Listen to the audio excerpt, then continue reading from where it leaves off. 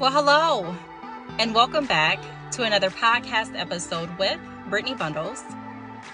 I am Brittney Bundles, and on this podcast, we inspire and empower people through entrepreneurship. Today, I'd like to talk about a very important question that a lot of us have asked ourselves, and it's a question that I commonly get asked when I am doing consultations for new businesses. And that question is, can I afford to start my business? Can I afford to start this business? And so there are lots of things that may come to mind when you first think about doing something new, when you first think about starting a new venture, when you first think about progressing your life, changing your circumstances. And one of the questions that we commonly ask ourselves is if it's a good thing to do. Is it the right time? Am I in the right place? And although those are some questions that you're ultimately going to have to seek clarity from God, and also you're going to have to ultimately decide how you want to move and if it's the right time for you to move. However, I do want to outline in this podcast some of the things that you may want to think about in regards to can you afford to start your business? Because I also know that sometimes we think that our business is going to cost a lot more than it really is. We think that it's going to take way more sacrifice than it really does.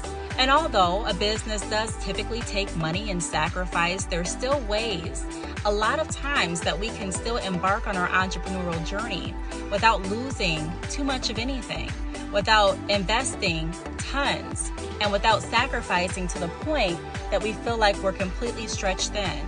Balance and making sure that we're financially stable, making sure that we're mentally aligned, all plays a huge part in how we move forward through this journey. So today we're going to talk about the common question of, can I afford to start my business? For those that have already got started, congratulations. And I still know that a lot of you may have the thought of, can I afford to keep my business going? I know that's something that I used to think as well, especially when I was in the salon realm. I was thinking, am I going to be able to afford to keep this process? Am I going to be able to afford to keep this journey? Am I going to be able to afford to keep this dream alive? Because a lot of times the dreams that we're wanting to go after are not free.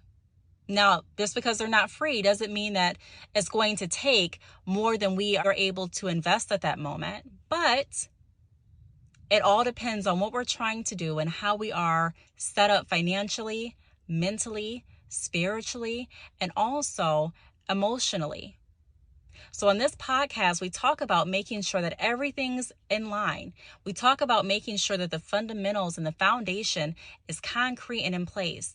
Because no matter how much money you make, no matter how many businesses you start, if the foundation isn't correct, then a lot of times we have to circle back around and start right back from square one. We have to start right back from square one. And although you may be starting at square one with more information, new knowledge, a different insight and perspective, a lot of people look at it still as a setback.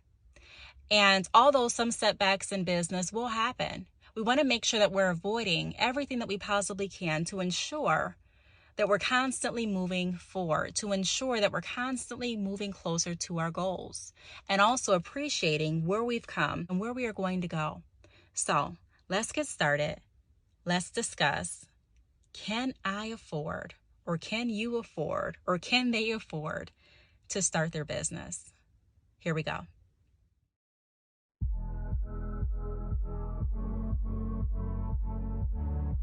Okay, so the first thing that I want to talk about and highlight is never allow your limitations to outweigh your passions. So very often, very frequently, people will ask, can you afford to do this? Can you afford to quit your job? Can you afford to invest this much time into something that may not yield as much income as you are hoping it will? Can you afford to purchase your inventory? Can you afford to pay for the maintenance and upkeep of your brick and mortar location? Can you afford to pay for your website? Can you afford these things? Those are just some of the things that we think about when starting a business, depending on what industry we're looking at starting it in. But I want to say this, and I want to really reiterate this as often as I possibly can, to never let our limitations outweigh our passions. And what that means is that where there is a will, there is a way. There's always a way. And the really cool and exciting thing about being an entrepreneur is that I'm not limited. I don't have to stay inside of this little box. And not every 9-to-5 job makes you do that. But I can tell you from my experience that when I was working for different companies, different 9-to-5 jobs, I was limited to what I could do. I was limited to how much I could make. I was limited to the schedule that they had available. So I was limited in a lot of aspects. Now, being an entrepreneur, I know a lot of people say you don't have consistent income or stable income, and that may be true depending on where you're at in your business. However, one thing that is consistent is the freedom that you have to be able to choose what you want to do with your day, what you want to do with your time, how you're going to interact with your customers, and how you're going to bring your vision, your passions, and your skill sets to work with you every day for a greater cause. I wasn't able to use all of my talents at work every day. I just wasn't.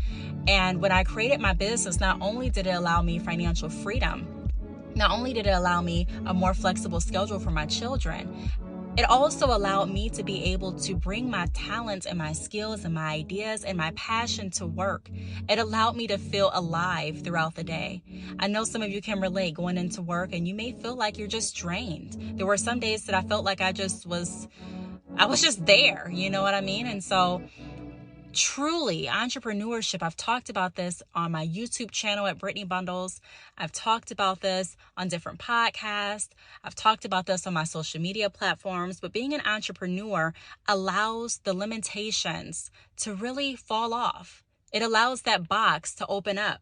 And so never allow your limitations as far as income-wise, or even if you're feeling like you're having a limitation as far as where you're currently living, never allow those things to outweigh your passion. Meaning, if you're passionate about something, we have to find a way to make it happen.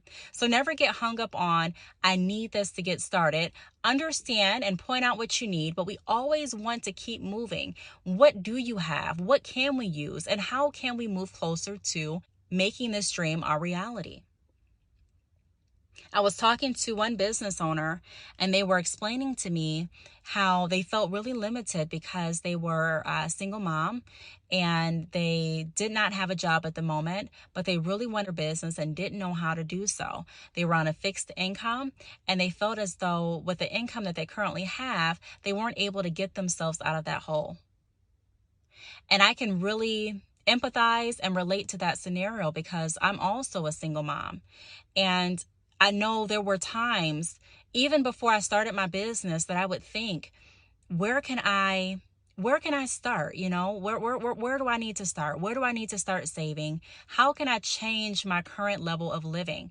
And although the job that I was working at, thank God, it was a job that allowed me to not have to live within too many financial constraints. It was a pretty good paying job, especially for my age at that point in my experience. However, there were still some things that I had to decide and that I had to budget out in order to make sure that I would be able to start something that was dear and near to me.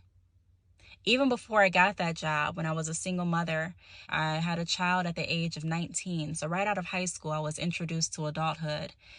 And I remember sitting in my mom's house before I even got my own house. You know, I was pregnant and I was just at a loss. I just didn't know what I wanted to do and I didn't know where my life was going to take me. And I honestly felt like I had threw away my life. I felt like I messed up. I felt like there was nothing good coming except my son. You know, I really couldn't see anything else happening. And I always wanted something to happen, but I just couldn't see how to connect the dots. And so I would sit there in my room thinking and praying and wishing. And what occurred to me was that not only do I want to look at what I don't have, not only do I want to look at what I need to do, but I also want to look at what I currently have and what I can do within the resources that I have. So I put my pride aside and I got out. I got outside the house. I filled out applications to jobs that I thought that I would never work. You know, I went to different offices and different organizations and I asked for help. I talked to my family and my friends, and I told them how I was feeling. And I was someone that never really wanted to take money. I never really wanted to receive help. I was one of those people where I say, you know what, this is something that I've done. This is my life. This is my child, and I'm going to do it myself. And I really allowed some of my limitations to affect my thinking. Well, you don't have a car right now, Brittney, so will you really be able to get to this job? Well, you don't have this, Brittney, so will you really be able to do that? And I realized that that kind of thinking is the work of the enemy, because I'm not created to think about what I don't have and come up with a whole bunch of excuses as to why I can't fulfill what I'm here to do. And I'm not created to allow my life circumstances to keep me down, but I'm created to rise. I'm created to get up. I'm created to fulfill my purpose. I'm created to share my testimony. And so I became inspired and encouraged, and I started looking at myself differently. I started looking at my life differently, and I started really looking at God differently, to be honest. And I realized that your life is what you make it. Now, we all have different cards and we all have different circumstances going on, but there are things that we can do to make sure that we're improving our today based on what we decided to do yesterday. And so instead of sitting in that room for hours thinking about what I should have done, what I could have done, I started thinking about what I can do next. And if I didn't have the money at that moment, which a lot of times I didn't, I looked at what I could do to get the money. And some of the jobs that I did, I wasn't proud of. I was ashamed initially of doing it. I was embarrassed to do it. I was even embarrassed to wear some of the uniforms when I was a little younger. But I did it. And I did it for the greater cause. And so all I'm saying is to say, never allow what you think is a limitation to outweigh your passion. Even if you feel like you're in a place of your life where nothing's going right, if you feel like you're at a place in your life where you're alone, you feel like you're in a place in your life where the income isn't there, the money isn't there, there's always a way around it. And your way may not look like my way, but my way out of it was really asking God and humbling myself enough to ask my family for guidance. And being able to say, I don't know where I should go. I don't know what I should do, but I know that what I'm doing and where I'm at right now is just not working. And so I began working different jobs. I began saving money. I purchased my first car. I was able to get a different job, a job paying enough money to where I didn't have to worry about or be stressed out about bills. I was able to obtain and maintain a comfortable apartment for my son and I was able to upgrade our car. I was able to move into the life or move toward the life that I wanted to live. And it's not because of me by myself, but it's because I was able to look at what I was passionate about. And at that moment, what I was passionate about was creating a better future for my son. And so nothing was off the table that was going to be good for me and good for my son, regardless if I wanted to do it or regardless if I knew exactly how I was going to do it. Nothing was off the table. So I'm a single mom. And like I said, I was a single mom at a young age. And so I relate to a lot of people that reach out to me via email, consultations, and you tell me your story because I was there. And all I can say is understand where you're at, but never forget what you're passionate about. And never forget that you have a greater calling and a greater passion. And never lose sight of your goal. Because if we're not intentional about making sure that we're moving closer to our goal, a lot of times you'll find yourself sitting there, just like I was, in my bedroom, thinking over and over about what we should have done, instead of looking at all of the things that we can do to not only help us, but also to inspire and empower those that are going to be in similar situations that we were able to get ourselves out of. And so one thing that I would recommend doing, if you are in a position and you're like, hey, I just don't have the money. I would recommend going out and looking for your resources in your community. There are a lot of resources out there that I just didn't know about. I was really young. I didn't really do my research, honestly. I didn't know who to call, where to call. But I started getting out and I started asking. And for me, I had to humble myself to ask for help. Now, I'm not saying this is the same story or the same feeling for anyone else, but I'm just saying that where there is a will, there is definitely a way. And if you're passionate about something, you want to make sure that your passions are always overtaking the limitations that your mind is feeding you daily. The next thing that I want to talk about is become and remain credit conscious for possible loans, credit cards, and revolving lines of credit. So in order to figure out if we have enough to start our business, let's say that you've been working and the job that you have has not provided a means for you to save any additional income to be able to invest into your business. And you also are someone that has been raised or was raised to not take out loans or credit cards.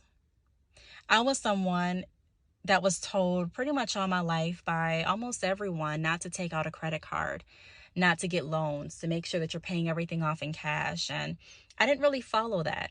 I didn't follow that. And I decided to get a couple credit cards. I decided to do an auto loan, but I was scared when I first got my credit card. But I realized that my credit score, it always allowed me to be able to get the things that I wanted. The things that I wanted definitely changed based on where I was at in my life, changed based on what I was looking to do. But I was able to get different things that I wanted. And so when I started working in the financial industry, I would hear so many people call in and say, my mom would always tell me not to get a credit card, and I'm scared to get this loan. Why do I need a loan? I'm someone that's going to buy everything that I need. And one thing that I had to tell them is that even if you are in the position to buy everything you need, you never know. You never know what you may need next year or what you may want next year. And so it's always a good idea to make sure that you have credit just in case. It's always a great idea to do that. And so becoming credit conscious, understanding how credit works, understanding the benefits that credit has, understanding the ability and the spending power that you'll have in order to invest in businesses, in order to be able to pay off certain loans, in order to be able to look into investment properties, in order to be able to maybe invest in certain stocks. We want to make sure that we're always credit conscious. Starting your business doesn't have to take a lot of money, but for those businesses that will take a large lump sum, you do want to look into different options as far as lines of credit and personal loans, business loans, and also business credit cards. We want to look into all of that. But I can tell you that one of the popular limitations that a lot of people face when opening their business is the fact that they don't have the credit to do so. And by the time they realize that they need credit, they already know what they want. And so what tends to happen is that idea of what I wanted to do gets pushed back. Because you're like, okay, now I'm focused on building my credit. And this may take maybe a year and a half or 2 years or 3 years, depending on who you are. And so that business idea that you were just excited and burning with excitement for, slowly the flame dies down. Slowly the dream dies down. And slowly that loud voice that was telling you to go forward becomes more faint and more faint. So we have to become and remain credit conscious. We have to continue to check on our credit report, to check on our credit score. We have to be conscious about the things that we're putting on our credit. We have to be conscious about the plans that we have for our lives. We have to make sure that we're not co-signing on everything just willy-nilly. Everything that we do from this point on needs to have a direct intention, and it should be aligned to our overall goal. And that's why I talk so often about making sure that we have goals. Because if we really don't understand what we're working for, it's very, very challenging to stay committed. It's challenging to stay focused because you may think, hey, buying this is not going to really throw me off. Co-signing this isn't going to change my life. Oh, doing this isn't going to really affect my credit that much. But the truth is, everything that we do has a cause and effect. And so even the small things that we're used to doing have to be evaluated to make sure that they make sense in the grand scheme of things. So become and remain credit conscious. That means making sure that your credit card isn't revolving over 30% of your credit limit. That means making sure that even if you're late on a certain payment, maybe your car payment, that you're not going over 30 days past the due date, where it's going to affect and show up on your credit report. That means that you're conscious and staying on top of loans that you've co-signed on. So even though you've co-signed on loans and you may not have the car in your possession, doesn't mean that you shouldn't check up on the payments to make sure that they're actually being made on time. So we have to remain credit conscious, and we have to make sure that we're keeping our credit as good as we possibly can so that we do have the ability, we have the spending power to start what it is we are passionate about, to start what it is we need to start to not only generate income, but to help as many people as we possibly can. Like I've talked about in other podcasts, a business is not just a source of income. It's not just a side hustle. The business can really be your way of life. It can be the way that you talk to people about overcoming different obstacles in their life. It can be a means of hope for people that thought that there's nothing that they could do. There are some people that have applied to many jobs and have not been accepted. There are some people that have felonies and that cannot get different jobs that they're applying to. And so for those that thought that the doors were shut, for those that thought that they couldn't do it, there are some people that don't have the time to go to a job because they lack childcare or whatever the case may be. And so we want to show through our actions and also through our advice, through our testimony, that it's possible. So we want to make sure that we're keeping ourselves in the best financial place that we possibly can. And even if you are someone that's saying, you know what, I don't want to take out loans, I understand. Evaluate everything that you're looking at doing, including, obtaining financing. However, keeping our credit in the best possible place is going to be helpful for us in the long run. If you don't use it, okay. But if you do, it's there. Now, the third tip that I have is investments and donations are nice, but not to be relied upon. So when you're looking at starting your business, a lot of people ask for donations. A lot of people ask for people to invest in their business. There's absolutely nothing wrong with that. But the problem that some run into is that they rely on investments and donations. If they don't receive a certain amount of donations or investments, their business doesn't work or their business is not going to start. And so we want to try to stay away from relying solely upon the donation of someone else to get our business started. Like I said, again, it's great. It's great to receive donations. It's great to have investments or investors in your business. But we don't want our business to rely on that. We want our business to still happen regardless if anyone decides to invest or not. And so like I just mentioned, making sure that we're keeping our credit in the right place is definitely going to come into play. Definitely going to be helpful in the long run when we are looking at starting our business, if our business is going to cost more than we have available to take out of our savings. And we've talked about this in some other videos. There should be multiple savings. Just because you have the money there doesn't mean that you really can afford it. So we have to look at everything and make sure that we've set money aside specifically for starting our business. And also another thing to realize is that you don't have to have everything figured out. You don't have to have everything purchased in order to start your business. And you may be saying, well, what do you mean? Well, like I said, you don't have to have everything the day that you decide to open to get started with your business, which brings me to my next tip, which is spend with intention and gain evaluation. Everything that we spend for our business needs to have an intention behind it. So when I was opening my salon, I was looking at different things that I needed to purchase. I was also looking at things that I wanted to purchase, but my needs list was always first. And everything on my needs list and everything on my wants list had an intention behind why I was purchasing it.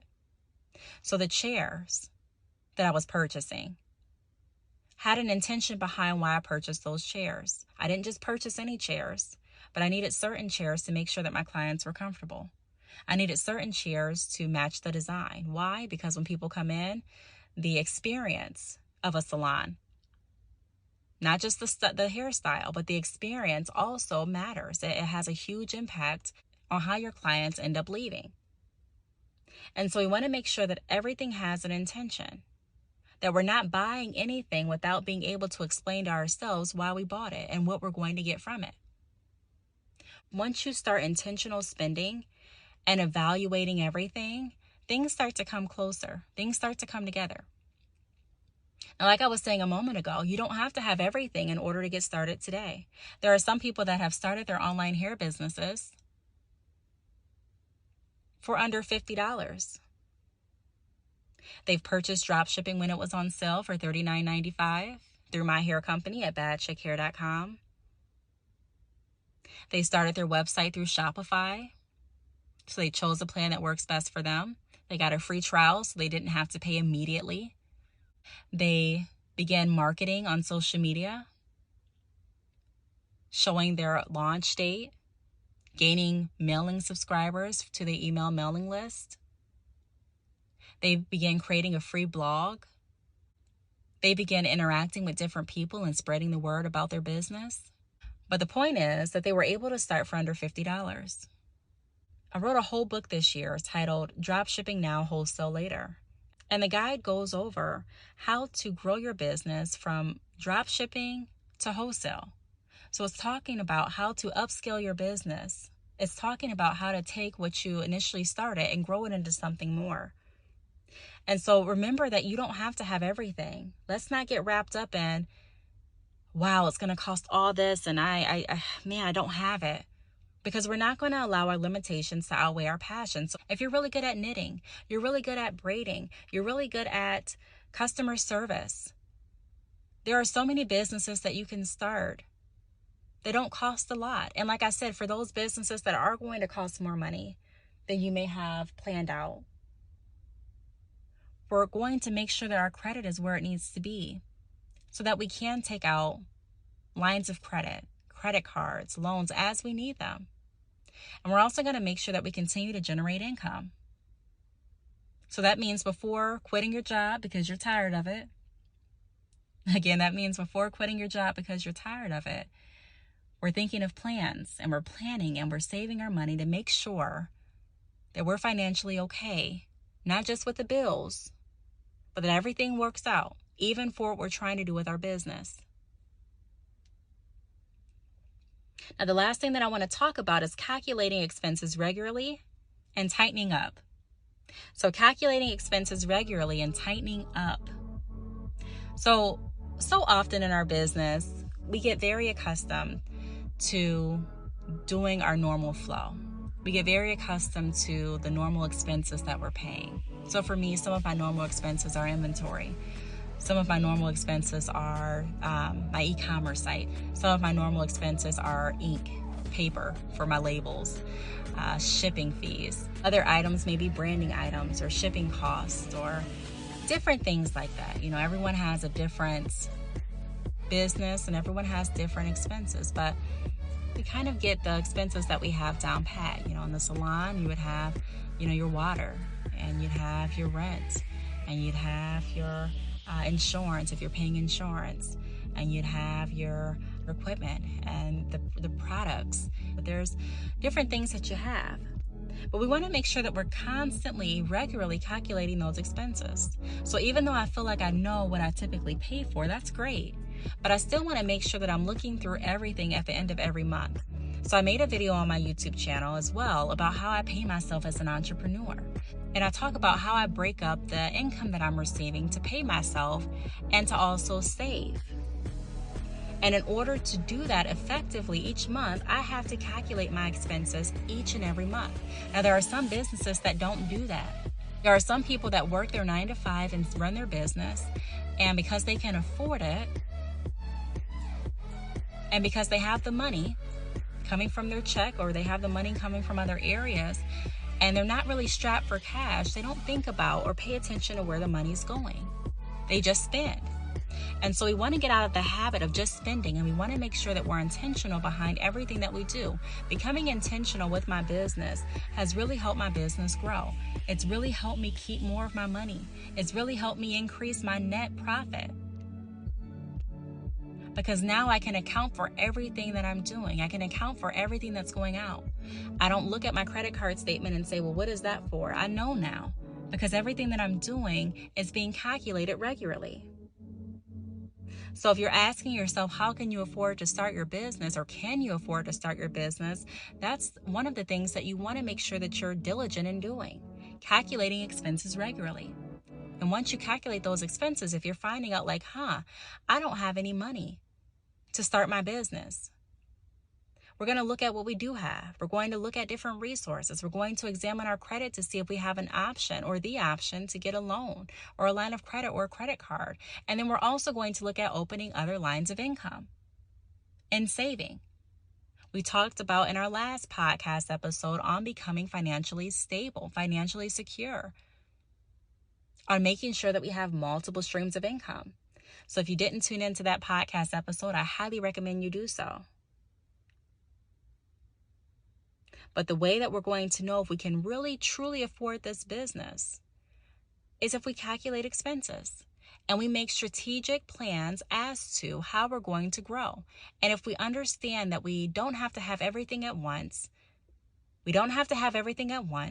and deciding what is absolutely necessary to get started and starting there,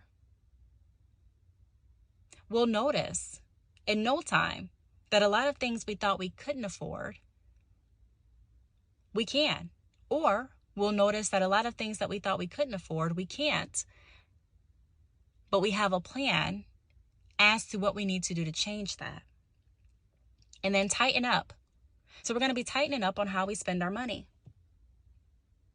So like we talk about in a lot of podcast episodes, sometimes that may mean saying no.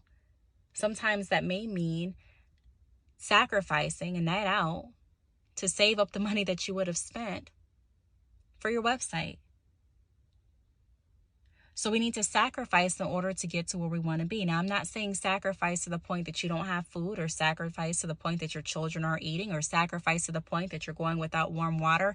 Nothing like that.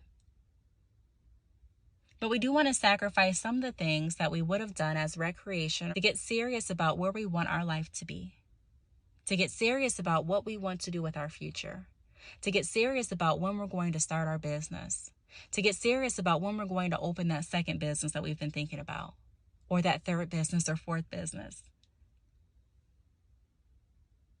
So those are all really good tips and tools from my experience, and also from the experience of others. There are other people that I work with that reach out constantly and share their stories with me, and I'm so grateful for that. And all of these things have been proven to work for me, and they've also worked for other people. So we want to make sure that we're looking at the overall picture and ultimately never allowing what we think is limiting us to stop us from actually pursuing our passion, even if that's income. So if you have any questions, feel free to reach out to me via email, or send in any other podcast topics via email. Or if you'd like your business featured on the podcast, reach out. The email address is the letter Btalks, that's BTALKS, @yahoo.com. You can also follow me on YouTube at Brittney Bundles. That's YouTube at Brittney, BRITTNEY, Bundles, BUNDLES. I'm on Instagram at Brittney_Bundles, Facebook Brittney Bundles, and Twitter Brittney Bundles. Until next time, I will talk to you all in the next podcast episode. Take care.